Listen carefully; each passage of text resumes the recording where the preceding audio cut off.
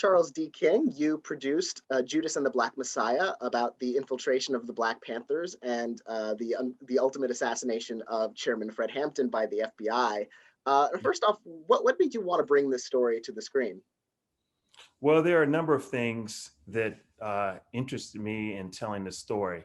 First off, my dear friend and our producing partner and collaborator on this movie, Ryan Coogler, and his company Proximity brought the opportunity to partner with him to both produce and co-finance the film 3 weeks after the success of Black Panther. And he and I have a long relationship. When he said, "Hey, I'm committed. I want to tell this story about Fred Hampton from this great script that I read that Shaka King wrote and is going to direct." Of course, I jumped at the opportunity to work with Ryan after I read the script because, he's obviously a brilliant filmmaker and I knew he was going to be an incredible formative producer, but also to Shaka and his point of view and his lens into how he wanted to tell this story, I thought was really compelling. And I was a big fan of Shaka's work from his first film as well. And the three of us are also activists who work in the entertainment industry.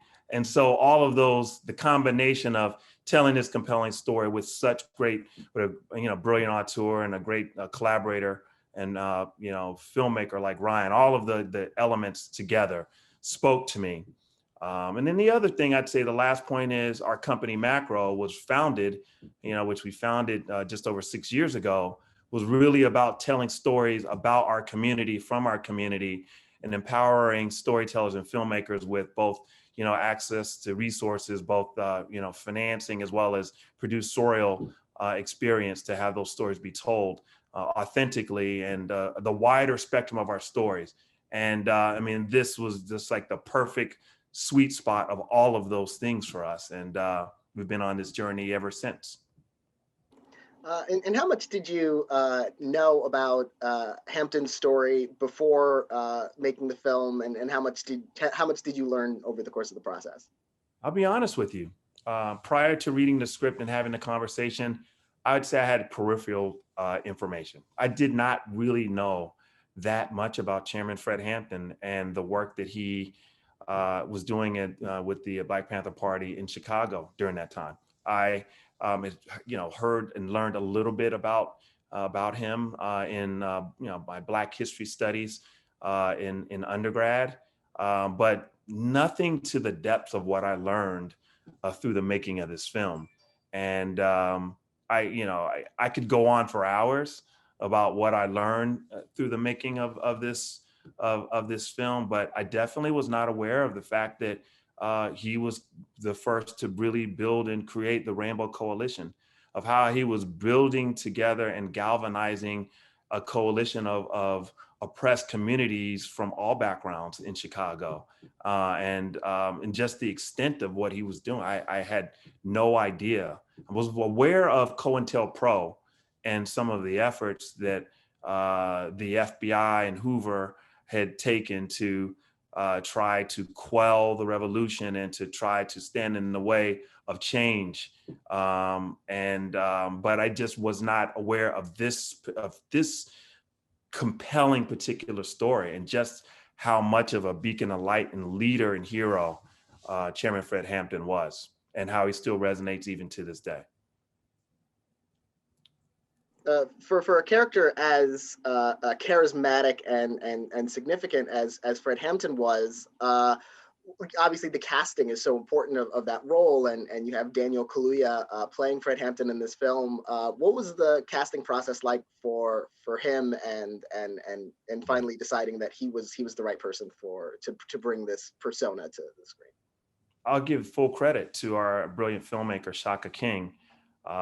Shaka King had the vision to have Daniel Kaluuya play Chairman Fred Hampton, and Ryan Coogler had worked with Daniel from Black Panther. He introduced Daniel to Shaka, and I had also separately had general meetings with Daniel and was really just very impressed with his intellect, his understanding of history, and his commitment to community.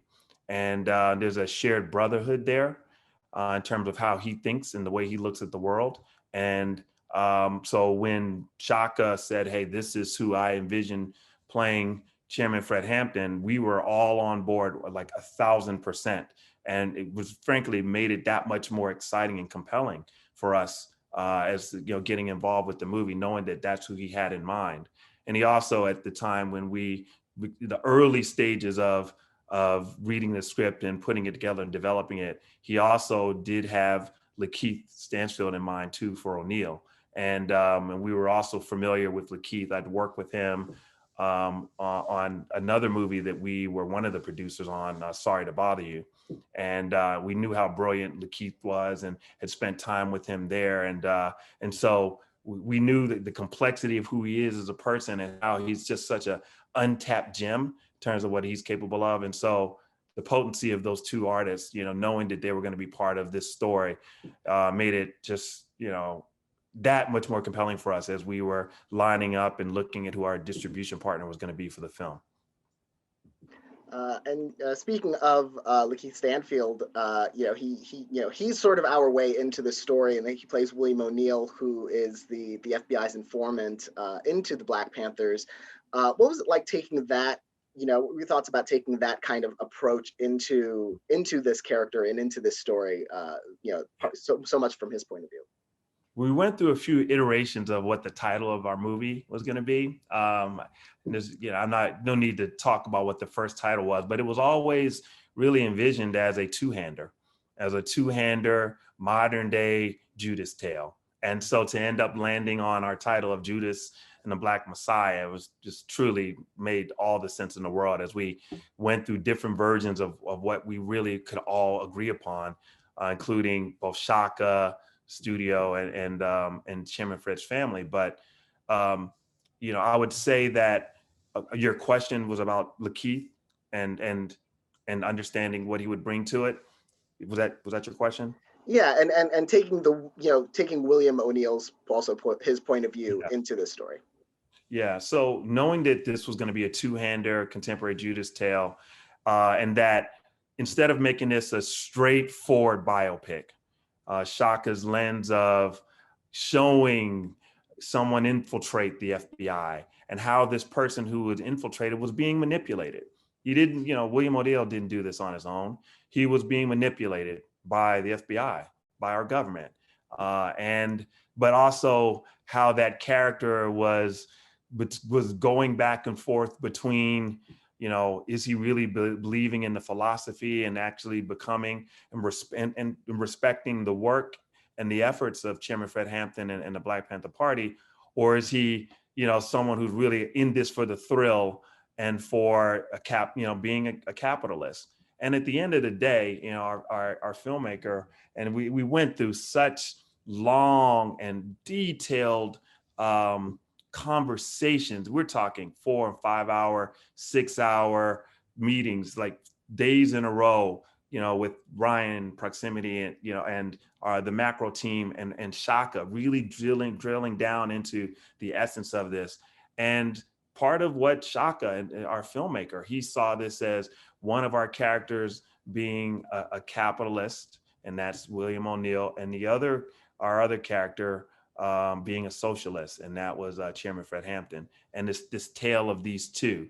And really, when you put in those larger contexts and you get to know the work of Chairman Fred Hampton through this lens, we thought it was a really unique and compelling way to do it. One that would also be commercial and just that much more of a kind of heightened thriller, in addition to really telling the history of the work that's being done. And the film is also interesting in that it fits into this current conversation and this reckoning I feel like the media has been having with not just portraying Black characters in Black history, but specifically how policing is understood and law enforcement is understood in this country. And it's interesting to see these films that were clearly in the works coming out now, like the Trial of the Chicago 7, United States versus Billie Holiday, that are all sort of kind of in that realm of, when law enforcement becomes like it's trying to subvert, movements for freedom as opposed to, supporting justice. What's it like having this film come out in this climate of that kind of reckoning? Well, these are things that are truly divine. You couldn't have even written a movie to script out what has happened and the timing of our film being in post-production on this movie this past summer, literally doing it virtually because of the pandemic, and we couldn't all be in the same room, all at the same time, while there was a global conversation around racial equity and policing and things that Ryan Coogler, Shaka King, myself know, because we're Black men who've lived in this country our entire lives, and we've had these experiences. And frankly, the three of us are part of organizations that have worked together to shine light and to on these issues of police brutality and what's happening in our communities. And so when we went into making this movie, one was to tell the compelling story of Chairman Fred Hampton, but it's also to like create a larger societal impact of change to prevent this kind of systemic things from continuing to happen and be perpetuated in our communities. So for us, as terrible as it was, or for me, as terrible as it was for the public execution of George Floyd that we all witnessed, and it was horrific and just beyond words. These are things that we know happen every day. And for the first time, while you had millions and millions of people here in our country, as well as around the world, who couldn't move away from their television screens, who this was captured for the world to see, and they couldn't run away from it. They couldn't go into another news cycle, and it was finally confronted.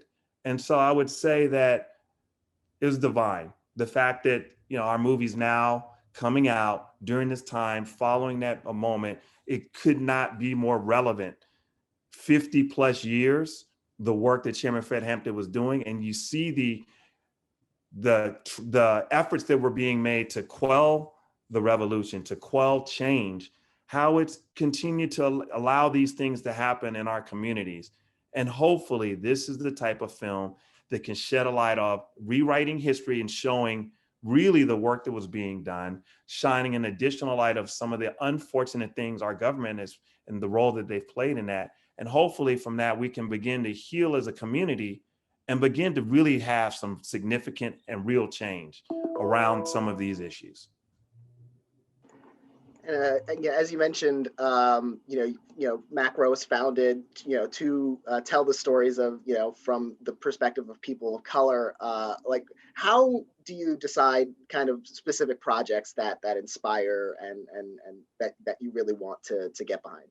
Yeah, no, well, we have a culture at our company that's it's a very team-oriented approach, and everybody at our company's got a voice, from young CEs and assistants to myself, the CEO of the company, and the point of view and perspective. And so what we look for is someone being very passionate, someone literally like, if there were 6 bullets in a chamber in a gun, are you willing to take a bullet for this project? That's 1. 2, who's the storyteller? Who is the filmmaker and the voice behind this, and why are they looking to make this? And are they looking to do it in a unique and compelling way? The other thing we also do is every one of our projects have to have people of color at the center of them. It can be a two-hander, like our film Mudbound, where it was an African-American family and a white family, but the people of color have to be, leads, co-leads, and the driving force of the storytelling. So we look heavily at like who are the forces behind telling the story and how they're going to tell it. And we also look at things like, has this story been told before? The artistry of the filmmaker. And then we also look to the business impact. And we think about, as we get behind projects and we look to support and partner with filmmakers, we think about, well, what is the most impactful platform? And what is the platform that the artists would like their story to be told on? And then how do we do everything that we can as a company, as an organization, bring all of our resources to bear to make sure that we are able to support that vision? And in terms of the business right now, as you mentioned, doing post-production in the middle of a pandemic, virtually, like, how has it affected, your point of view on things? Like now that this whole streaming component has become such a big part of it, Yeah. Judas is coming out on HBO Max, simultaneous to its theatrical release and all of that. And like, what are your thoughts on that kind of evolving industry? One of the great things, for our company is that we are small enough and where we can be nimble. In order to succeed, in order to thrive, you have to be able to adapt, and you have to be able to, look at where things are going in the future, and look at where things are now and where they're heading in the future. So we've all known that the path to direct to consumer and streaming platforms was the way of the future. The pandemic has just accelerated that, and so as an organization, as a company, we've had numerous projects with streaming platforms that have done extraordinarily well. And we've got projects in development with almost every one of the major platforms out there, both in film and TV. But we also still believe in theatrical and the theatrical experience. And in this particular case, we looked at Warner Brothers being a major studio and the theatrical component to it. Clearly, obviously, with HBO Max, now that we're in the pandemic, this is the best way. This is the moment, given that our distribution partners, announced all of the movies all at once, and our film was up for February. So clearly the bulk of the initial audience is going to come from streaming platforms. And I believe that as compelling as this movie is and this film, I believe it will really resonate with those that have HBO Max. And I think that there are many who may not have HBO Max that will likely and hopefully subscribe because they're going to be interested in seeing this movie. And so I'd say for us, we're still independently financing film, but we've got movies with streamers, and we do believe that in a few years, once we get past with the vaccine, people are going to want to commune together, and there will still be event movies that you will experience together and watch on a big screen. And we intend to also have movies that we're in, projects that we're involved in, will be distributed that way as well. Well, I want to congratulate you on Judas and the Black Messiah, and Thank you. Everything else that you've released thus far, and everything you've got working on, coming out in the future. It's been a pleasure talking to you. Thank you. I really appreciate it, Daniel. I really appreciate you highlighting our movie and taking the time to talk to me as well.